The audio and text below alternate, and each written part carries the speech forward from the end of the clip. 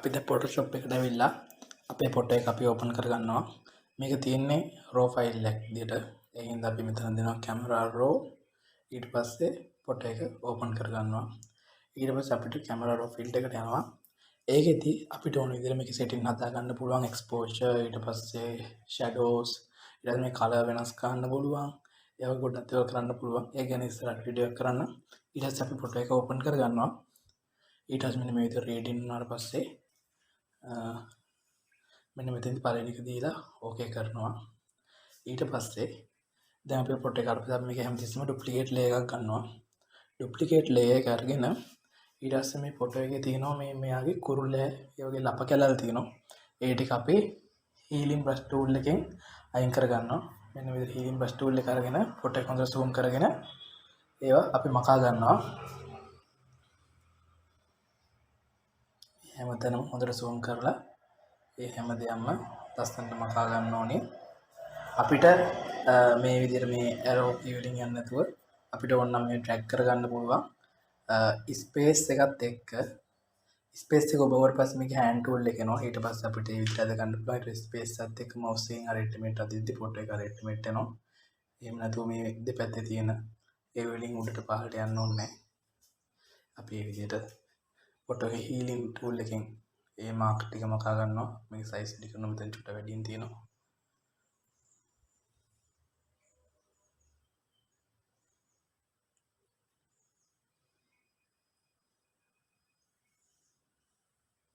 හරි ඒ විදිහට මගා ගත්තට පස්සේ අපි කරන්නේ මේක ඉන්වර්ට් කරගන්නවා. ඉස්සෙල්ලා මේක කලින් මේක මර්ජ් කරගෙන ඉන්නවා. මර්ජ් කරගෙන මේක ඩුප්ලිකේට් එකක් ගන්නවා. ඩුප්ලිකේට් එක කරගෙන අපි මේක control I ඔබලා ඉන්වර්ට් කරගන්නවා. ඊට පස්සේ මෙතන norm එකෙන් ගිහිල්ලා vivid light දෙනවා. ඊට දැන් පොඩ්ඩක් අර කැතුනට අවුලක් මේක හදා ගන්න පුළුවන්. filter වලට ගිහිල්ලා others high pass වලින් set value දෙනවා. අපි සාමාන්‍ය 24ක් විතර. මේක 23 දැන් මතක කවුලක් නෑ. ඕකේ. ඊට පස්සේ ආපහු අපි යනවා filter වලට filter blur ඊට පස්සේ Gaussian blur වලට යනවා. sorry Gaussian blur වලට යන්න ඕනේ. filter blur Gaussian blur අපි එතන value එක දෙනවා සාමාන්‍යයෙන් 4ක් විතර. ඒක අපි සාමාන්‍ය මූල ටෙක්ස්චර් එක පේන ගන්නට හදා ගන්නවා. සාමාන්‍යයෙන් ගැලපෙන්නේ 4 3.5 ඔය වගේ ගැලපෙනවා. ඊට පස්සේ දැන් තියෙන අවුල තමයි මේ මුළු ෆොටෝ එකටම මේ ෆිල්ටර් එක ඇප්ලයි වෙලා තියෙනවා. ඒ නිසා අපි මේකට නෙගටිව් මාස්ක් එකක් දාගන්න ඕනේ. ඒක කරන්නේ ඕල්ට් එක ඔබාගෙන එතන මාස්ක් එක අපි ක්ලික් කරන්න ඕනේ. දැන් මෙතනදී අපි ඒ හින්දා ඒ විදිහට කරනවා. ඕල්ට් එකත් එක්ක මාස්ක් එක ගිහුවාට පස්සේ ඊට පස්සේ අපිට යන දැන් බ්‍රෂ් ටූල් එකට ගිහිල්ලා අපිට මේක මකා ගන්න පුළුවන්. ලස්සනට අපිට ඕන ටික විතර ස්මූත් කරගන්න. දැන් ඔයාලට පේනවා ඇති ලස්සනට ෆොටෝ එක ස්මූත් වෙනවා. අපි මේ විදිහට කරමු.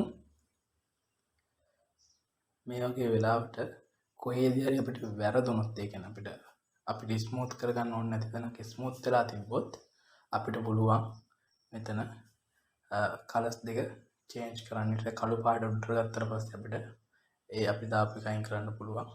ඒ විදිහට අපි මේක ස්මූත් කරගන්නවා.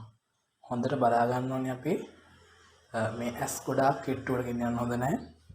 ඊට පස්සේ මෙන්න ආයේ කළු පාට වගේ තැන් තියෙනවා. ඒවා ඒ කිට්ටුවටම වගේ ගෙනියන්න හොඳ නැහැ. ඒ මූණේ ඩීටේල්ස් ලස්සනට පේන විදියට ෆොටෝ එක වණ කරගන්න නැතුව අපි වැඩේ කරන්න ඕනේ.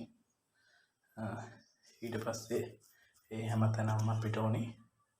ඊට පස්සේ මේ තෝ කිට්ටුවට වගේ අපි ගෙනියන්නේ. අනිත් දේ තමයි ෆොටෝ එකේ ඒජ් වලට කියන්නේ කොනවල් වලට අපි මේක ගෙනියන්නේ නැහැ. මොකද ෆොටෝ එක ඒජ් එකක් සාමාන්‍යයෙන් කළුයි.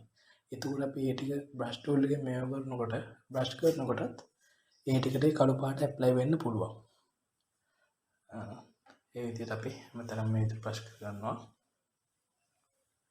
දැන් ඔයාලට පේන විදිහ ලස්සනට ඒ effect එක අපිට add වෙනවා. ඒ ටිකට